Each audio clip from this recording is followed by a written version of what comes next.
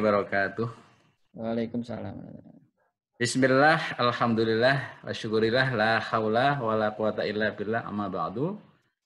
Oke, yang terhormat dan tersayang Mas Januar, Pak Dekan, Dekan yang paling ganteng ini.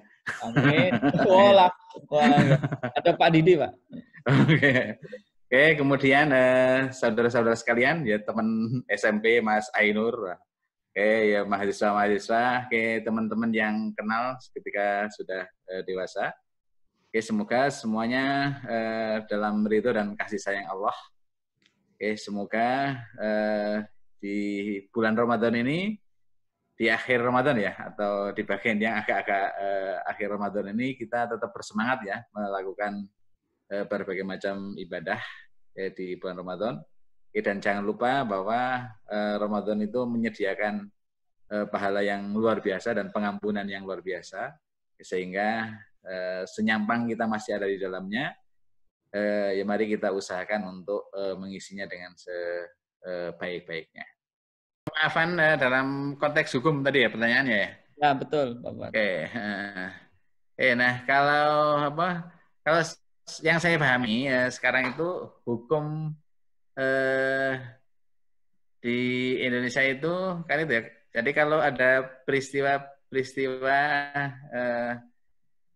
satu orang merugikan orang yang lain, maka akan diteruskan di ranah hukum ya, misalkan di pengadilan. Kalau ada peristiwa misalkan orang itu menabrak seseorang sehingga meninggal dunia, maka yang saya tahu ya itu kan sebenarnya kalau yang istilahnya perdamaian ya, perdamaian itu kan juga bukan penyelesaian hukum ya. Kalau penyelesaian hukum aslinya kan memang ada di pengadilan nanti gitu ya. Nah, memang kalau realitasnya memang ada perdamaian, akan tapi di hukum itu tidak ada seperti itu. Yang saya pahami saat ini ya, tidak ada seperti itu. Tapi memang dalam kenyataannya damai itu kan terjadi gitu ya. Jadi misalkan contohnya seseorang yang meninggal dunia, maka keluarganya itu bersedia berdamai seperti yang diceritakan oleh Mas tadi ya.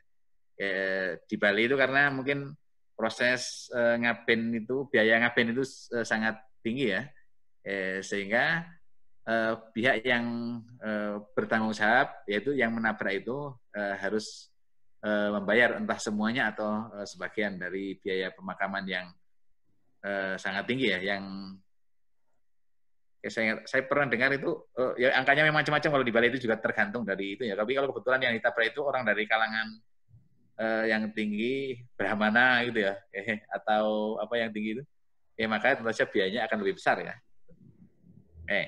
Nah, tapi ditempuh jalan perdamaian itu. Nah, kalau yang dalam kenyataannya ditempuh jalan itu dan ternyata ketika itu belum masuk ranah pengadilan itu bisa dilakukan ya. Jadi polisi itu dalam kenyataannya bisa menyelesaikan seperti itu ya, dengan cara via itu saling bersepakat.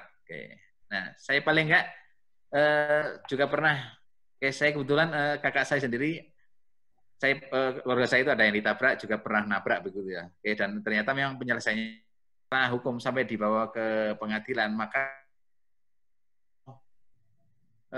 yang orang itu harus menjalani hukuman ya, menjalani hukuman.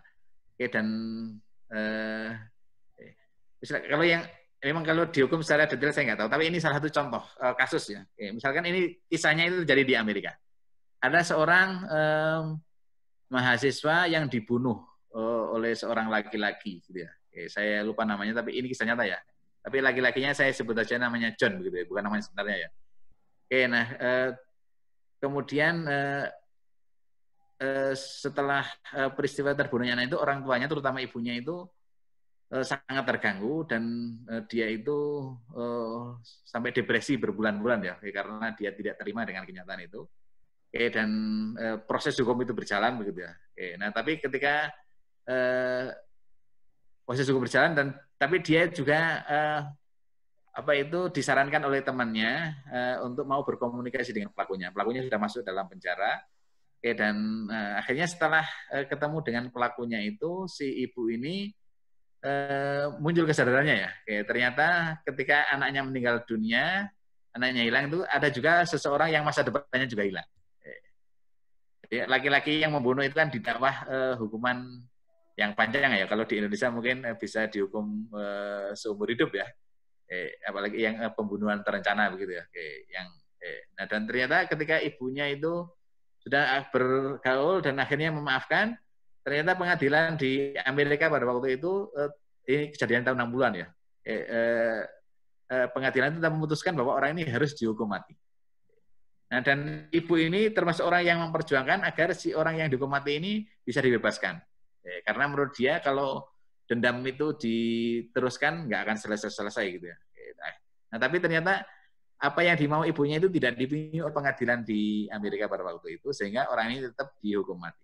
Walaupun ibunya itu sudah memaafkan dengan sepenuh hati terhadap kesalahan yang dilakukan oleh laki-laki tersebut terhadap anaknya. Nah, kalau di yang saya tahu gitu ya, kalau sudah masuk dalam pengadilan itu memang seperti itu ya. Kalau artinya kesalahan itu akan dinilai, dan mungkin beberapa peristiwa pembunuhan yang terjadi itu kan akhirnya menjadikan seseorang itu dihukum sangat lama ya. Sangat lama. Yang saya tahu itu di atas 10 tahun ya. Tahun dan apalagi kalau dilakukan kalau yang dibunuh misalkan sekeluarga maka bisa hukumannya itu seumur hidup gitu ya. Nah, yang kalau seumur hidup itu orangnya seumur hidup itu kan kalau orangnya umur. Nah, kalau penyelesaian, nah oleh karena itu kalau usaha penyelesaiannya itu kalau yang bisa dilakukan memang di kepolisian ya, yang saya tahu gitu ya, karena selama ini kasus-kasus, tapi memang kasus itu adalah kalau kasusnya itu dianggap sebagai ketidaksengajaan, tapi kalau kasusnya itu pembunuhan yang terencana gitu ya, misalkan seseorang datang kepada orang lain di rumahnya membunuhnya itu tidak bisa dicegah untuk masuk ke pengadilan. Kalau masuk ke pengadilan maka tidak ada perdamaian lagi gitu ya. Oke, nah itu kalau perspektif. Nah, tapi menurut saya salah satu nah kalau jadi kalau negara itu mau membuat mekanisme untuk apa itu memaafkan ini menurut saya bagus juga ya. Bahkan kalau di negara Afrika Selatan itu contoh negara yang sukses di mana pemerintahnya atau negara itu berperan untuk membuat rakyatnya itu saling maaf. Mungkin kita tahu ya di Afrika Selatan politik apartheid ya, yang memperlakukan orang-orang kulit hitam itu derajatnya di bawah orang-orang kulit putih. Dan dalam kenyataannya orang-orang kulit hitam kan memang banyak yang dizalimi gitu ya. Jadi banyak yang karena menentang pemerintah dibunuh di depan keluarganya sendiri gitu ya. Nah kemudian ketika terjadi pergantian di mana pemimpinnya adalah orang kulit hitam ya, yaitu Nelson Mandela. Mandela itu membuat komisi rekonsiliasi begitu ya, rekonsiliasi nasional di mana orang-orang yang pernah bersalah apabila dia itu mendatangi, jadi mau mendatangi kepada komisi dan kemudian dia mau mendatangi orang yang pernah disakitinya, maka orang yang menyakitinya itu, orang yang disakiti itu atau keluarga yang disakiti itu maafkan ya. Jadi itu menjadi perantara yang mengatur. Nah, hal seperti ini bisa dilakukan untuk peristiwa-peristiwa yang besar. Ya. Dan di Indonesia menurut saya peristiwa tahun 98 itu ya, itu kan ada peristiwa, ada mahasiswa yang ditembak gitu ya. Nah, juga bisa dibuat perdamaian antara keluarga mahasiswa dan polisi yang melakukan penembakan. Yang penting adalah bahwa ada orang yang disakiti yang jelas dan ada orang yang menyakiti, kalau mereka itu sepakat untuk saling maafkan, mereka itu akan dibebaskan dari tuntutan hukum. Nah, kalau itu yang bisa saya pahami yang terkait dengan hukum. Oke, ini intinya sangat banyak sekali, jadi saya tidak bisa sebutin satu-satu, Pak Fuad. Oke. Intinya bahwa memaafkan dan meminta maaf itu adalah satu tuntunan dari Allah Subhanahu wa taala dan Rasul-Nya, maka kita wajib menjalankannya.